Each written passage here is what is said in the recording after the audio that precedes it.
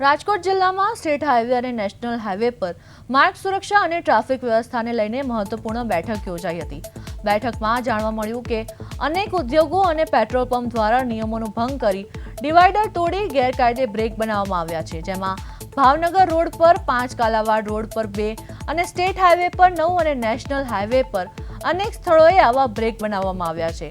ભાવનગર રોડના એક કેસમાં નનામી ફરિયાદ બાદ પણ દાખલ કરવામાં આવી છે. ડિસ્ટ્રિક્ટ કમિટીએ સ્પષ્ટ નિર્ણય લીધો છે કે જો 15 દિવસમાં ગેરકાયદે બ્રેકનું રિપેરિંગ નહીં કરવામાં આવે તો જવાબદારો સામે કાયદેસરની ફરિયાદ નોંધવામાં આવશે. તો હાઈવે પર ગેરકાયદે બ્રેક સામે કાર્યવાહી. આ તમામ જે ગેપ ઇન મીડિયન મળ્યા હતા તમામ એજન્સીઝને અગાઉની પાસ્ટની રોડ સેફ્ટી કમિટીની મિટિંગમાં આને રિપેર કરવાની સૂચના આપવામાં આવી હતી.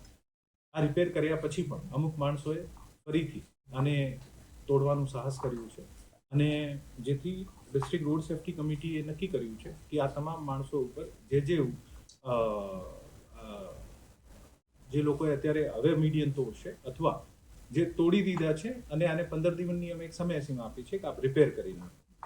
જે રિપેર નહીં કરે તો આ તમામ માણસો ઉપર એફઆઈઆર દાખલ કરવાની છે.